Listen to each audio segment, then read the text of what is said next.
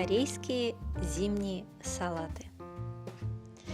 На зиму на самом деле можно не только делать заготовки в банках и варить варенье, а можно еще и засушивать разные полезные травы и продукты.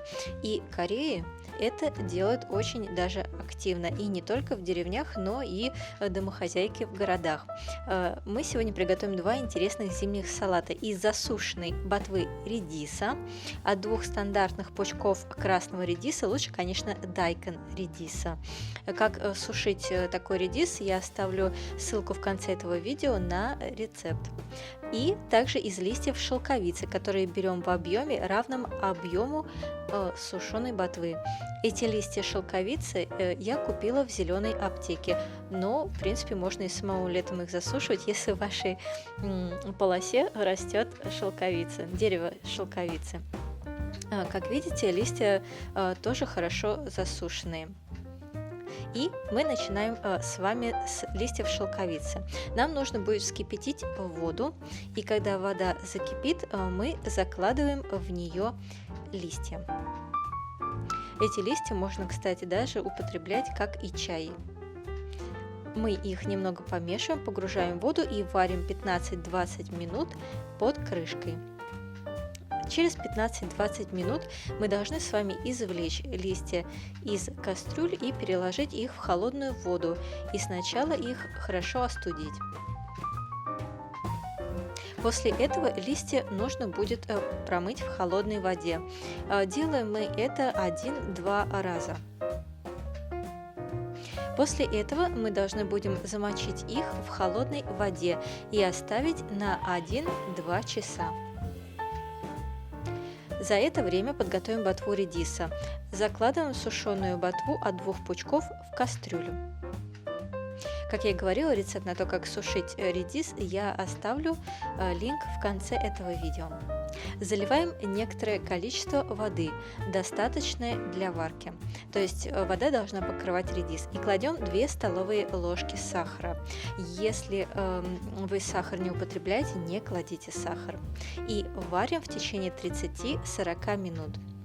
Эту самую воду от варки ботвы можно пить как лекарство при раке толстой кишки и вообще профилактике раковых заболеваний, что активно делают в Корее.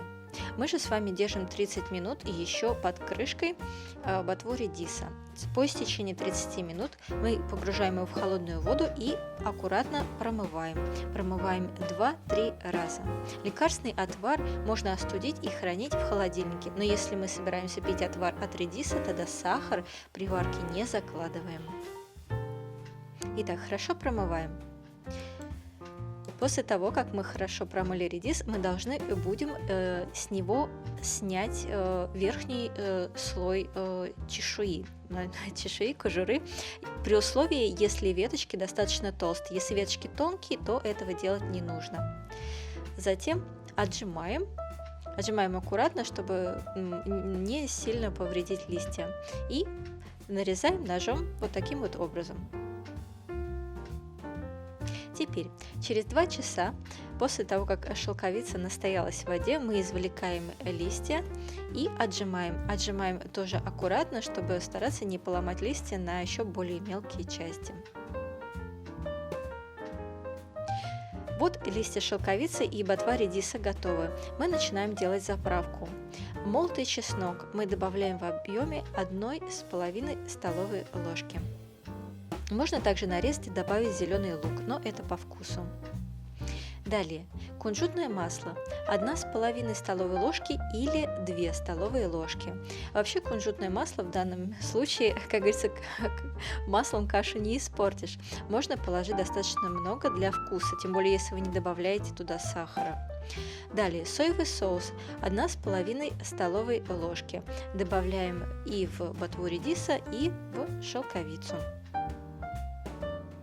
И затем, надев перчатку пластиковую, то есть любую перчатку хозяйственную, мы с вами все это хорошо перемешиваем, чтобы все ингредиенты смешались с основной массой. Затем нагреваем сковороду и пассируем листья шелковицы 2-3 минуты на среднем огне без добавления масла, так как масло у нас уже кунжутное в данном случае присутствует. Если листья достаточно остались плотные после замачивания, то можно добавить немного воды при тушении. Если же они достаточно мягкие, то тогда этого делать не нужно. Попробуйте один из листьев, если он легко жуется, то более тушить не нужно. В принципе, достаточно 2-3 минуты пассерования и готовим к сервировке. Теперь нагреваем сковороду и пассируем ботву редиса, также 2-3 минуты на среднем огне без добавления масла. Касательно ботвы редиса все то же самое. Если еще жевать достаточно сложно, то при тушении добавляем воды.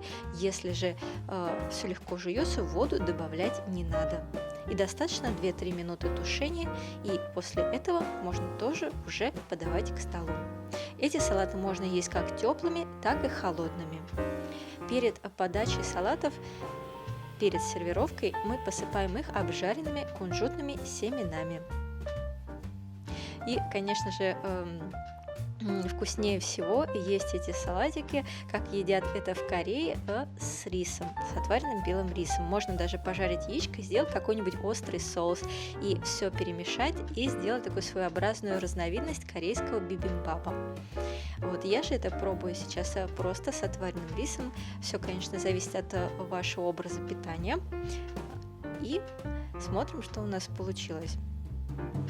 Выглядит это аппетитно, а самое главное, что это не только вкусно, а получилось на самом деле вкусно, особенно из-за добавления ароматного кунжутного масла. Жевалось тоже достаточно, совершенно было не жестко, все получилось мягко и хорошо разжевывалось. Так что советую вам приготовить и хотя бы раз попробовать. Приятного вам аппетита!